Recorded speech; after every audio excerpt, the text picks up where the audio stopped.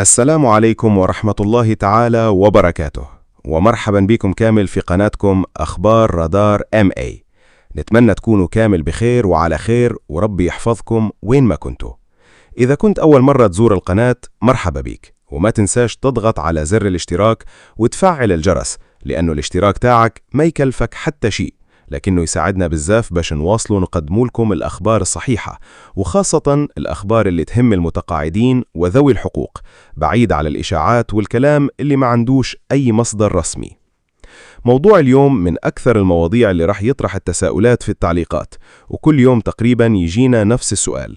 الناس كامل راهي تسقسي: هل الزيادة اللي اتطبقت في سنة 2026 هي نفسها التثمين السنوي الخاص بسنة 2025؟ وإذا كانت هي نفسها، وين راه الأثر الرجعي؟ وإذا ما كانت هي التثمين، إذن وين راح تثمين سنة 2025؟ بصراحة هذا الملف خلق حيرة كبيرة عند بزاف من المتقاعدين، خاصة بعد ما كثرت الفيديوهات والمنشورات في مواقع التواصل الاجتماعي، وكل واحد يعطي تفسير مختلف. واحد يقول الأثر الرجعي راه في جويليا، وآخر يقول في نوفمبر، وآخر يقول القرار خرج، وفي الحقيقة ما كاش أي إعلان رسمي يؤكد هذا الكلام. لهذا السبب اليوم حبينا نهدروا معاكم بهدوء ونرتبوا كامل المعلومات خطوة بخطوة، اعتمادا على التصريحات الرسمية فقط، باش تكون الصورة واضحة وكل واحد يفهم واش صار بالفعل، واش اللي ما زال مجرد كلام متداول بين الناس. أول نقطة لازم نعرفوها، وهي أهم نقطة في الموضوع كامل، أن التثمين السنوي للمتقاعدين ما هوش منحة استثنائية، وما هوش هدية تعطى مرة وخلاص، وإنما هو إجراء قانوني يتطبق كل عام، وتتحدد نسبته حسب القرارات الرسمية اللي تخرجها السلطات المختصة. يعني كل عام كاين مراجعة لمنح ومعاشات التقاعد، والنسبة تختلف من سنة لأخرى حسب الوضع الاقتصادي والإمكانيات المالية للدولة والقرارات اللي تتخذها الحكومة. باش نفهموا واش صار هذا العام لازم شوية نرجعوا للسنوات اللي فاتت، لأن المقارنة بتساعدنا نفهم الصورة كاملة. إذا رجعنا لسنة 2021 نلقاو باللي الدولة دارت مجموعة من الإجراءات باش تحسن القدرة الشرائية للمواطنين. في ذلك الوقت كان رفع في الحد الأدنى للأجر الوطني المضمون، وكان كذلك تخفيض في الضريبة على الدخل بالنسبة لبعض الفئات، وبعدها اتطبق التثمين السنوي للمتقاعدين، ومن بعد تصرف الأثر الرجعي حسب الإجراءات اللي كانت معمول بها في ذلك الوقت. بعدها جات سنة 2023، وهي كذلك كانت سنة فيها قرارات مهمة بالنسبة للمتقاعدين، خاصة القرار اللي رفع الحد الأدنى لمنح ومعاشات التقاعد.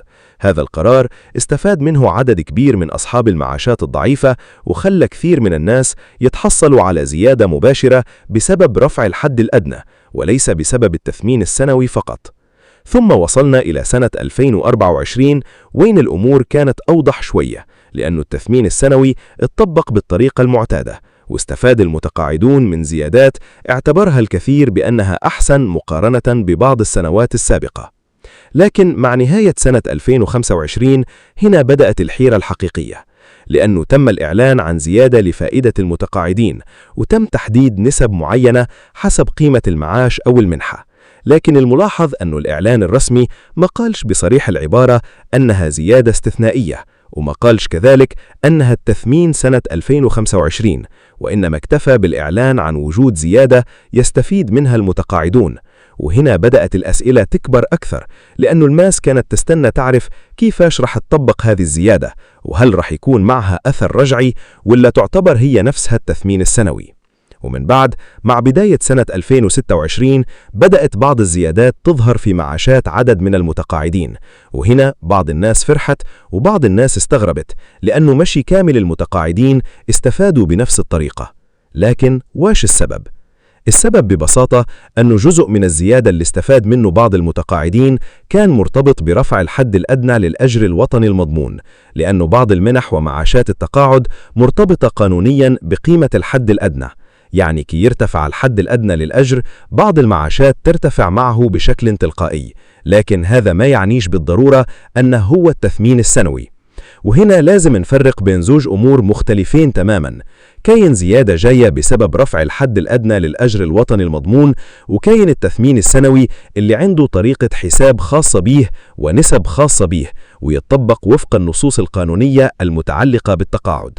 لهذا كثير من الناس خلطوا بين الأمرين واعتقدوا أن كل زيادة ظهرت في بداية سنة 2026 هي التثمين السنوي، بينما الواقع فيه تفاصيل أكثر من هذا. نكمل معاكم الشرح، لأنه من هنا تبدأ النقطة اللي سببت أكبر نقاش بين المتقاعدين. بعد ما دخلت الزيادة الجديدة حيز التطبيق، لاحظ الناس باللي النسب اللي اتطبقت هي 5% و10% حسب قيمة المنحة أو المعاش. وهنا بزاف ناس قالوا إذا كانت هذه هي الزيادة اللي أعلنوا عليها في نهاية سنة 2025، هل معناها هي نفسها التثمين السنوي ولا كاين تثمين آخر رح يجي بعد ذلك؟ وفي المقابل كاين ناس آخرين قالوا إذا كانت هذه تخص سنة 2026، إذن وين راه الأثر الرجعي الخاص بسنة 2025؟ يعني كل واحد كان عنده قراءة مختلفة للملف، ولهذا كثرت الإشاعات وكثر الكلام في مواقع التواصل الاجتماعي حتى ولا المتقاعد ما عاد يعرف يصدق من يكذب. احنا في القناة ومن أول نهار حاولنا نعتمد على المصدر الرسمي فقط، لأن حقوق المتقاعدين موضوع حساس وما يليقش نبني كلامنا على الإشاعات أو التوقعات. لهذا رجعنا للتصريحات الرسمية اللي خرجت من المدير العام للصندوق الوطني للتقاعد، سواء وقت الإعلان على الزيادات أو وقت بداية تطبيقها. وبعد مراجعة هذه التصريحات ما لقيناش أي إعلان رسمي يقول باللي رح يكون كاين أثر رجعي إضافي خاص بسنة 2025، وما كان حتى تاريخ رسمي تم تحديده لصرف أثر رجعي جديد. وهنا لازم نكونوا واضحين معاكم، إحنا ما نقولوا باللي الأثر الرجعي مستحيل، وما نقولوا كذلك باللي راه مؤكد.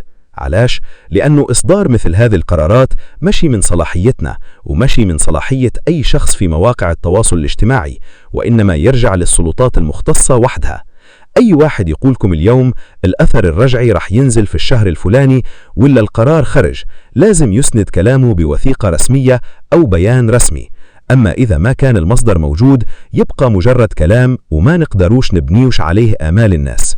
للأسف شفنا في الأشهر الأخيرة عشرات الفيديوهات بعناوين كبيرة، وكل مرة يحددوا تاريخ جديد، مرة يقولوا في جويليا، مرة يقولوا في سبتمبر، مرة يقولوا في نوفمبر، وبعدها يمر التاريخ وما يصير حتى شيء، والمتقاعد هو اللي يبقى في حيرة. لهذا نقولها بكل صراحة، لازم نفرق بين الخبر الرسمي وبين الاجتهادات الشخصية.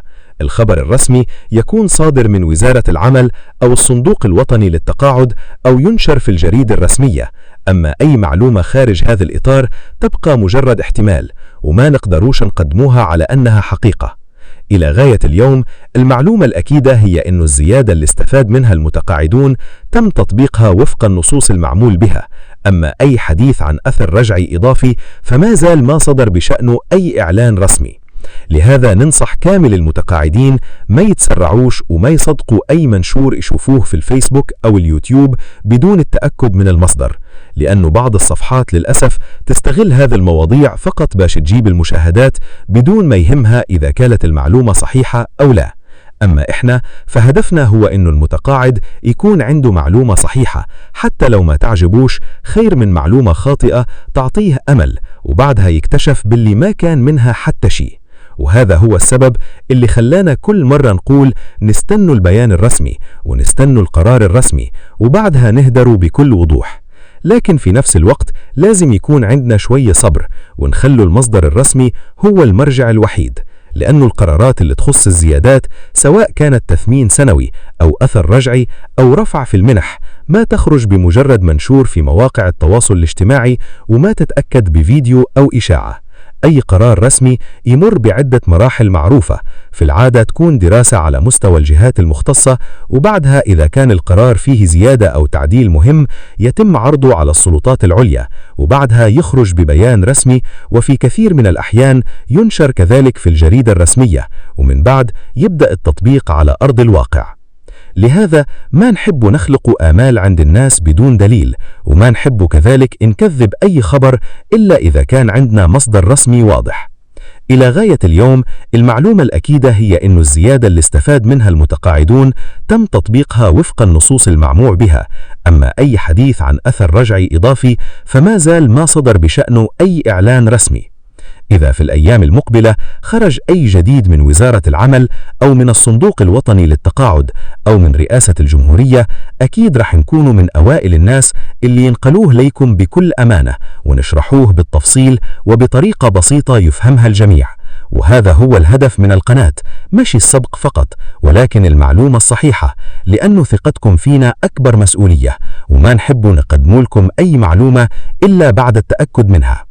والآن حبينا نسمع رأيكم أنتم، اكتبوا لنا في التعليقات كيفاش تشوفوا هذا الملف. هل تعتقدوا أن الزيادة اللي اتطبقت هي بالفعل التثمين السنوي خاص بسنة 2025، ولا تشوفوا باللي ما زال كاين ملفات أخرى ما تسوتش؟ وشنو هي الأسئلة اللي ما زال حابين تلقاو لها جواب؟ نقراو جميع التعليقات، وكثير من الفيديوهات اللي نقدموها تكون مبنية على الأسئلة اللي تطرحوها لنا أنتم، لأن هدفنا هو نجاوب على الانشغالات الحقيقية للمتقاعدين وذوي الحقوق. وقبل ما نختم، إذا شفتوا إنه الفيديو كان مفيد وما لقيتوش فيه تهويل